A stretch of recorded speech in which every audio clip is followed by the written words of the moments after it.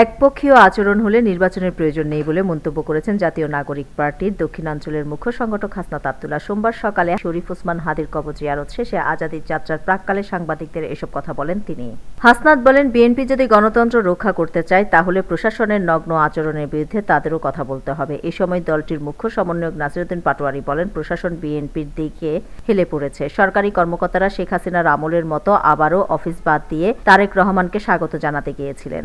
নাসিরউদ্দিন বলেন, আজও ওসমান হাদির খুনিদের ট্রেস করতে পারেনি সরকার। হাদির আজাদির লড়াই আজ থেকে আমরা শুরু করলাম। 11 দলীয় জোট আজাদির জোট হয়ে কাজ করবে। আমরা গোলামির রাজনীতি করব না।